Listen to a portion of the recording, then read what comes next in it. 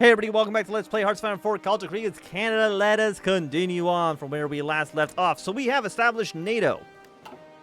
We have the Pacific States, the Great Lakes, and New England all in our lovely trade agreement, which is good. We're getting friends, we're getting more powerful, we're getting allies. That's what we want to see. So, next up in our agenda is we're slowly getting our way towards the Accord, which will removes unsettled foreign policies. We're going to get some stability. We're going to get some war support.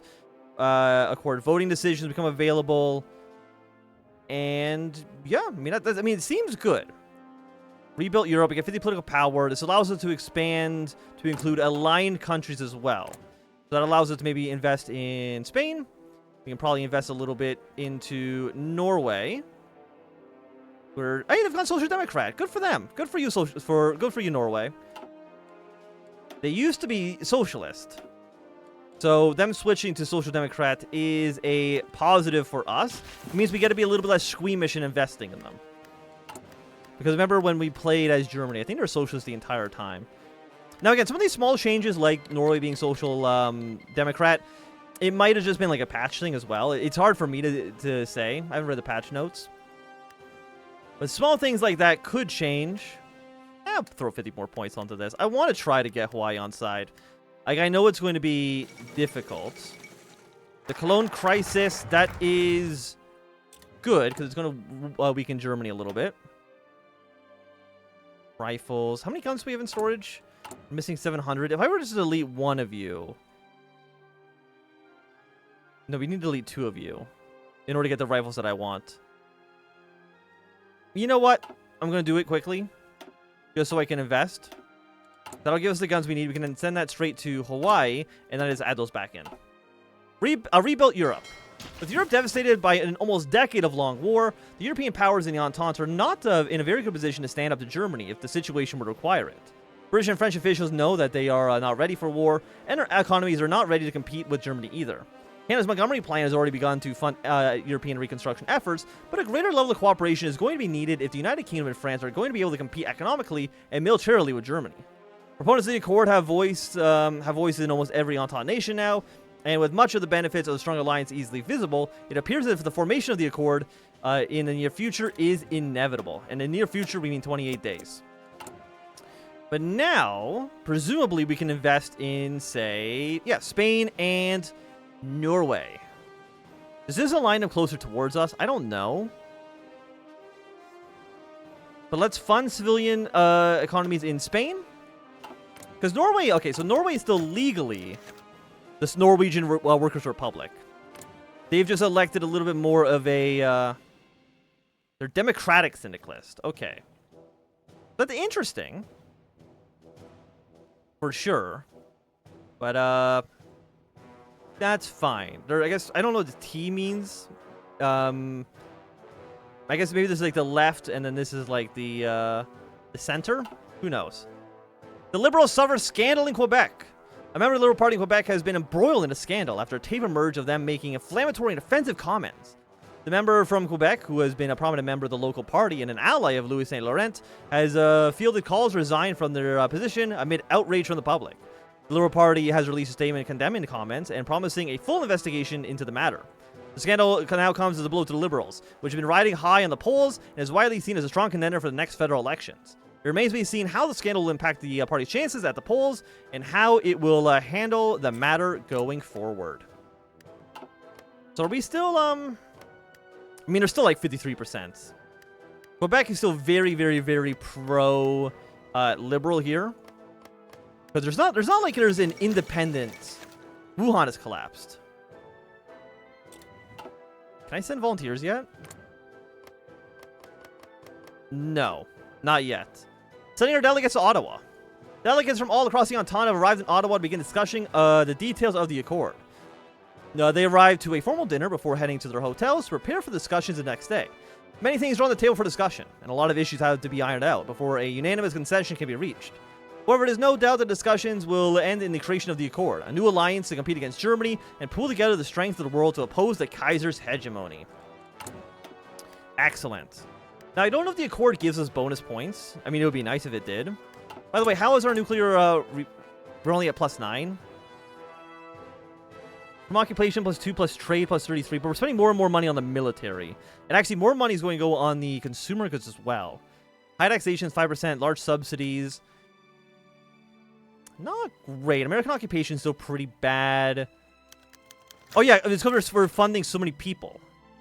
Right, and these all cost, this is all like a 10% factor. I can't be doing too much of this. Yeah, this is a 50% factor here, so no wonder we're not building as quickly as I would like.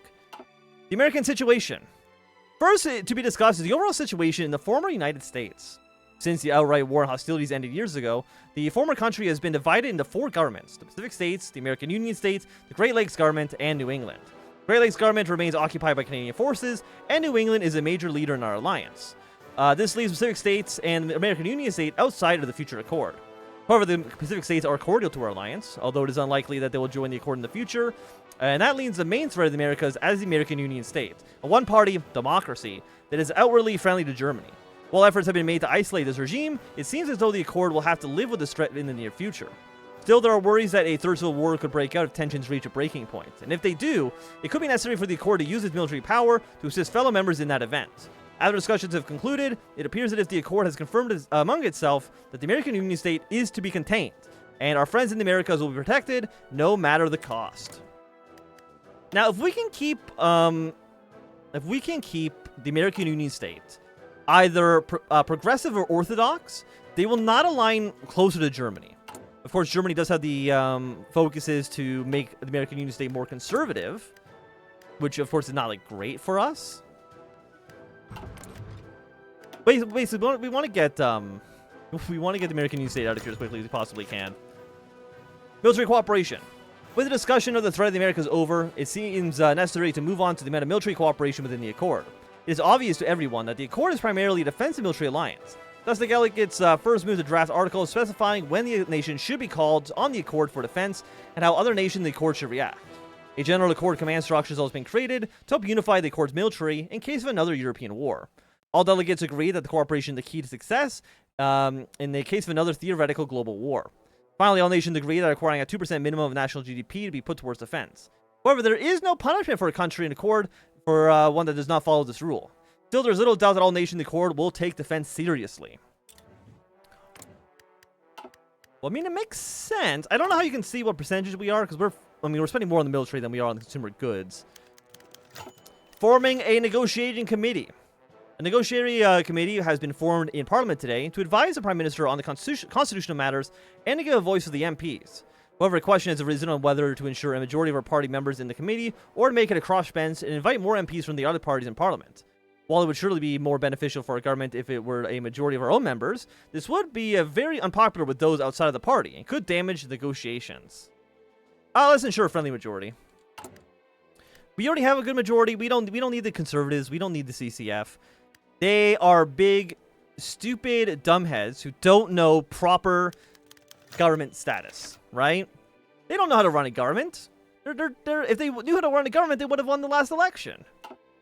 The status of the colonies.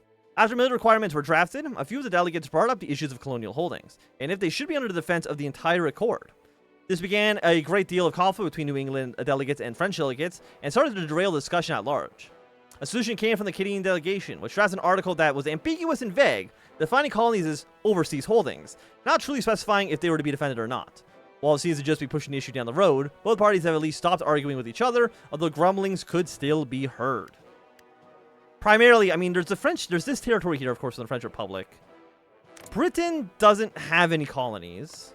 We have a couple of territories in the Bahamas, like, you know, Argentina owns the Falklands. Germany holds most of Britain's old colonial empire. Like, there's not too much. There's not really that many colonies to hold. It's really just France and Africa.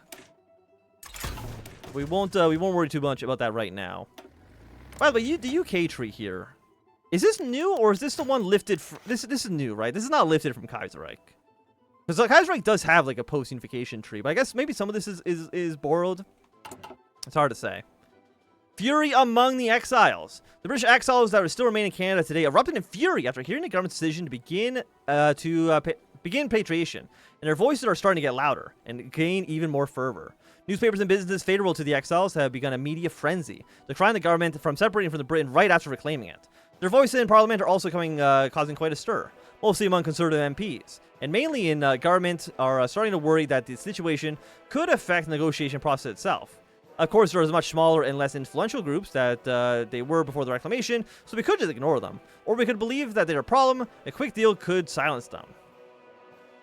Conservatives get more popular, cut a quick deal. Nah, we're going to ignore them. We don't need to listen to them at all. Smaller countries want representation. With the documents having nearly been finalized, regional powers such as Australasia and Portugal have brought up their own complaints, mainly about the representation in the Accord. They want more power in the decision-making of the alliance, like where the Accord puts its resources and how the Accord may grow in the future.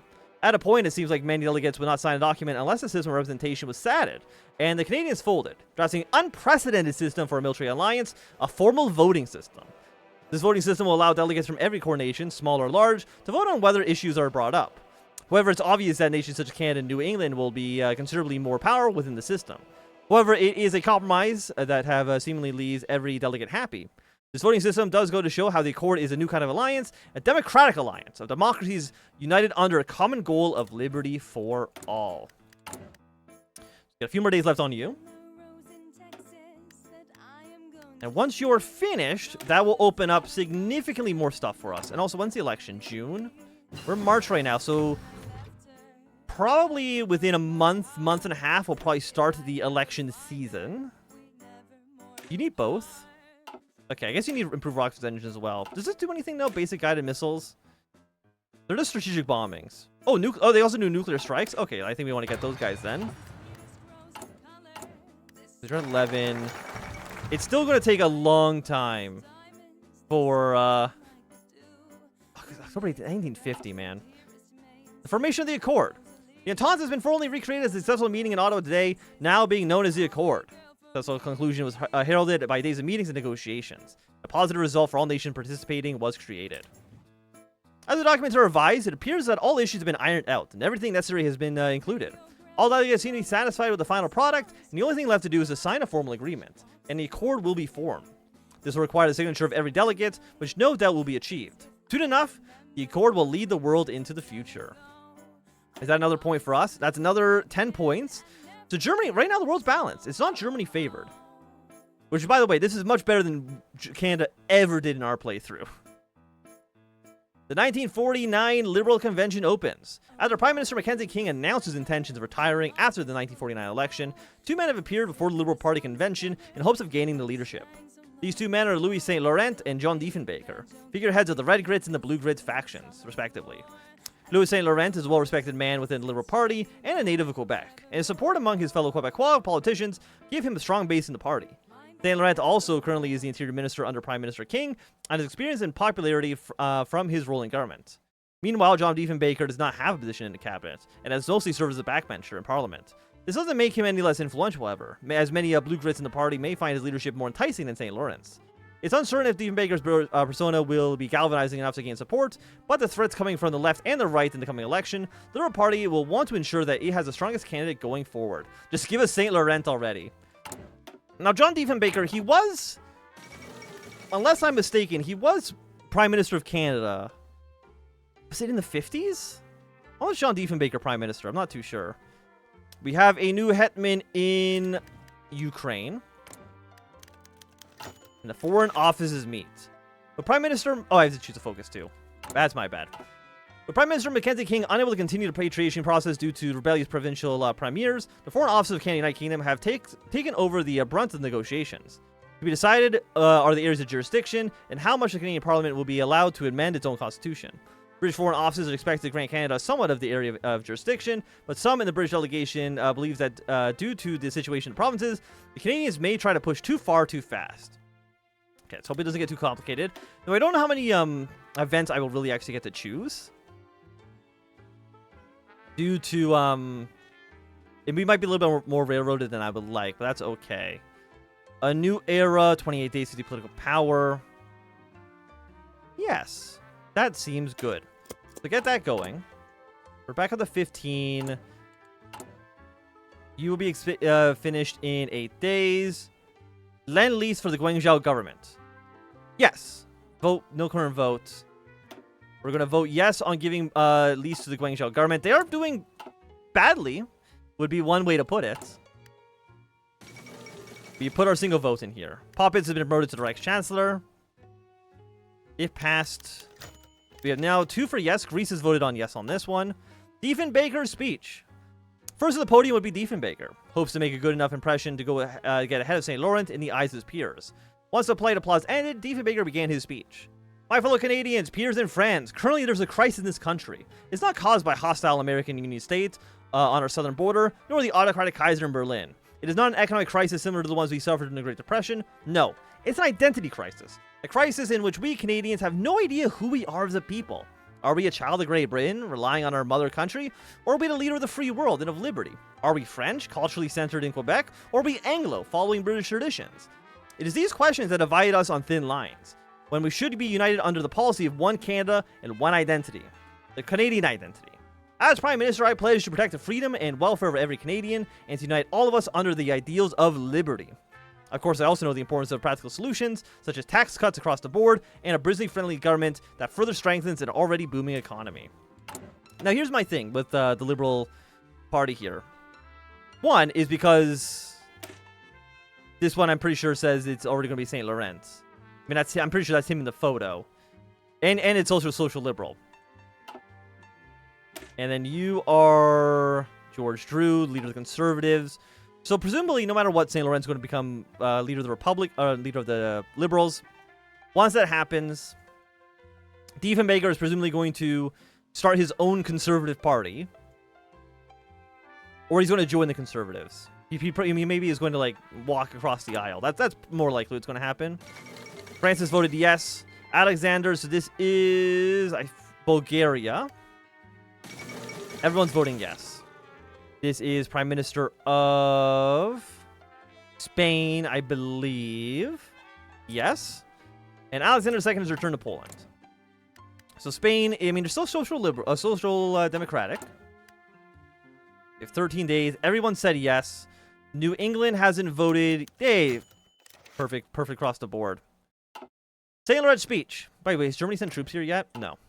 After Diefenbaker spoke, St. Laurent was quick to replace him on the podium, to much applause from the party's members at Quebec. After clearing his throat, he began to speak. My fellow members of this grand party, while I do respect the opinions of the Honorable Mr. Diefenbaker, I believe his ideals are not practical for this party, at best, and downright conservative at worst. What this country needs is an expanded social welfare, a national housing act, and a slow transition back into peacetime economy. Policies that will bring Canada into a new age after the most devastating period of war in history. Our new wealth will be reinvested into the people's welfare, not into tax cuts for businesses. Furthermore, we need housing for the government, for the growing population, not confusing programs like One Canada, like Diefenbaker proposes. After everything that's happened in the last decade, Canadians want calm, they want liberty, and they want to have the strong presence on the world stage that they deserve. If you grant me the leadership of this party, I will work tirelessly to grant Canadians those things. With your gracious support.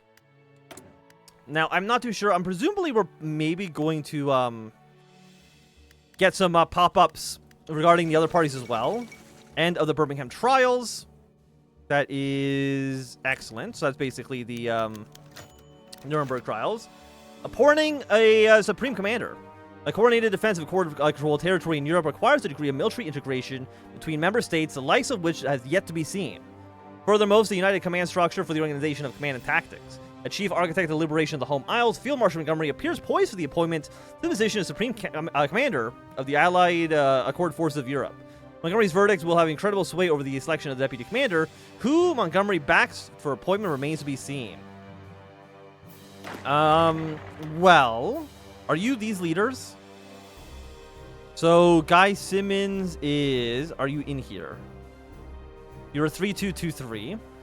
Mark Clark is not in here.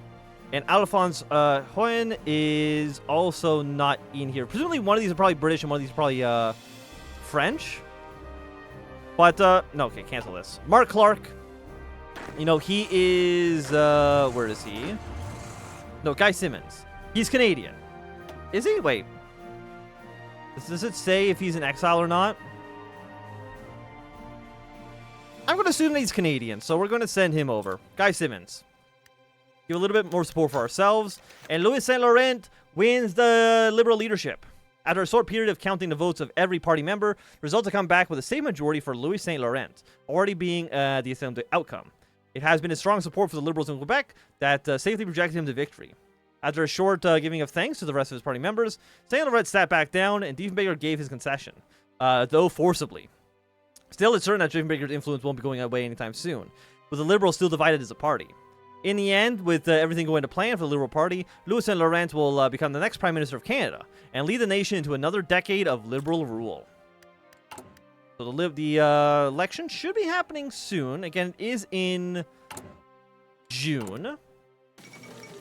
Assassination of in Algiers.